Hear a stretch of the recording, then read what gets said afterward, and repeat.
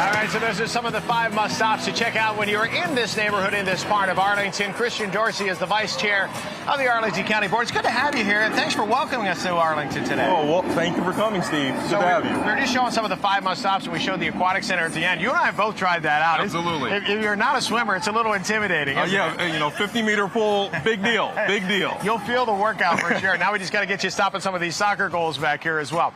That's part of the joy of this area, is you really have something for everybody. We know Arlington is a great fitness community, but the county is backing that up by providing opportunities like this. How important is that? It's incredibly important. I mean, you know, when we think about all of the dynamic change in Arlington, we got to think about what it's for. It's so that we can have the resources to invest in parks and open space and facilities, not just for our current residents, but for those who might want to make Arlington their home. Well, and that's key, too, because more people are making Arlington their home. And I'm not just talking about residents either, but more businesses are coming to Arlington, too. How do you envision in the future that balance between not becoming too overpopulated, right, but also providing, you know, what, good for the residents, but a good business culture as well? Well, you know, we carefully plan for growth in Arlington, which means we have an idea of how many feet we want devoted to offices and how many homes that we'll need to accommodate people. So we follow that plan. And fortunately, when we get so much dynamic business investment, it not just means that there are good job opportunities, but then we have the chance to make sure that we can achieve our goals for making housing more affordable for people who are here and making room for people who want to be here in the future. Right, and that's the key, too. It's a delicate balance because you do have, you know, fantastic corporations like behind us, Boeing and Amazon and Nestle and others that are moving in. But with that, you get more people coming in. You have the price of real estate going up. You don't want to price out people that have called this home for a long time either. Absolutely. And, you know, it's a delicate balance. Yeah. Certainly, if we could do one thing that could control housing prices, we would have done it a long time ago. So we have to carefully manage to make sure that we are not displacing anyone who's here. You know, one of my fundamental philosophies is that all of this growth doesn't matter if it can't be inclusive and everyone can benefit.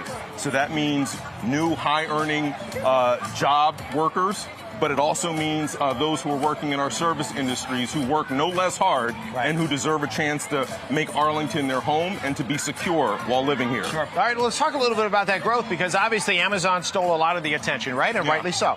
A huge corporation moving in, but some people looked at it like, okay, this is 2-3 years down the road. And yes, this area has changed dramatically in the last couple of years. But it's not stopping there. So how do you envision this? I mean, you've been in Arlington for 30 years now. So how do you envision the next maybe 30 years for Arlington? Well, it's going to be defined by innovation if what we've done already sticks, and I think it will. We are cultivating an atmosphere where those people who are the leading thinkers and innovators and entrepreneurs are going to be able to find a home here in Arlington, and that's going to persist. And hopefully they will develop new ways of thinking, new ways of work, new technologies that will benefit people here while also hoping to advance our country forward. And that's what I think we're going to be looking at for the next few decades. I mean, it's such a great treasure right across the river from Washington, obviously. You've seen tremendous growth in Roslyn when it comes to real estate, high rises. It really looks like a downtown region now. We're expecting quite a bit of growth here.